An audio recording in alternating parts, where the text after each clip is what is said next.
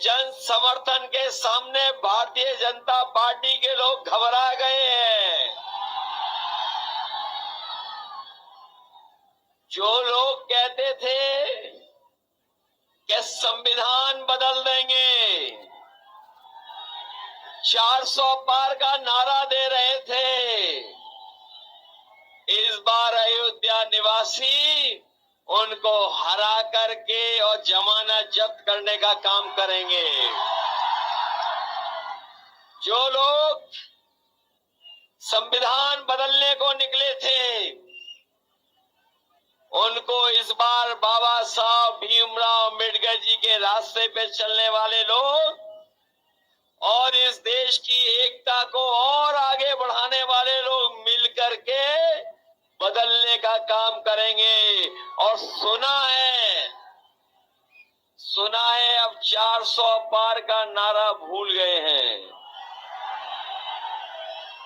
ये 400 पार का जो नारा था वो हमें बाद में समझ में आया। ये 400 पार का मतलब कि 400 सीटें तो हम लोग जीत रहे हैं, विपक्ष के लोग, और 400 के बाद जो बची हैं सीटें 143 ही जीत रहे हैं। ये बात तो समझ में आ रही होगी कि जो लोग कह रहे थे 400 पार सीटें जीतेंगे, तो लोकसभा में कितनी सीटें होती हैं? 543, और 400 पार के बाद कितनी बची? 143। लेकिन इस बार देश की 140 करोड़ जनता इनको 140 सीटों के लिए भी तरसा देगी।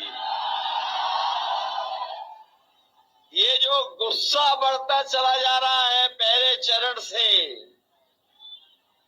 बीजेपी के खिलाफ जनता में गुस्सा बढ़ता चला जा रहा है। आप देख लेना,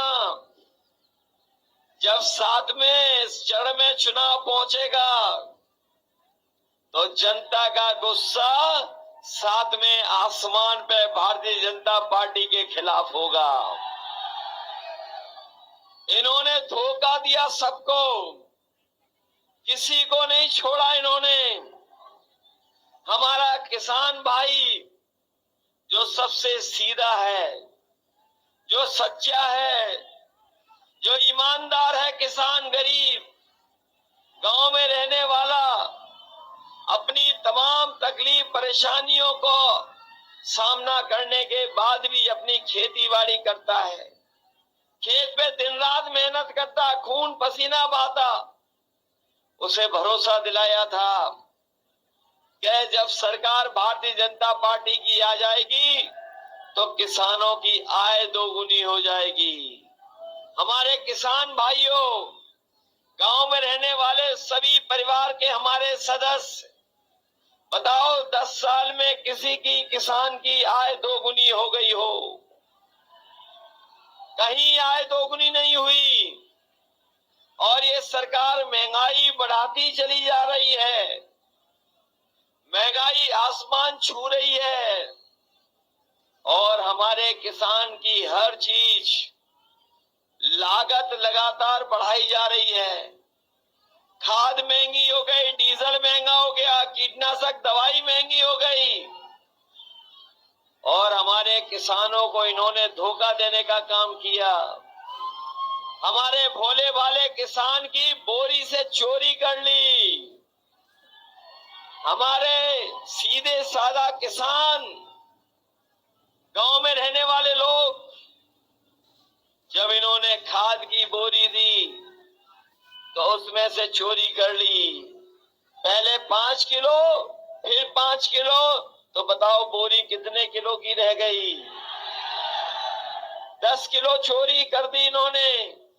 न केवल 10 किलो चोरी की, हमारा किसान जानता होगा, इन बीजेपी वालों ने डीएपी तभी दी जब किसान को इन्होंने नैनो यूरिया खरीदवा दी।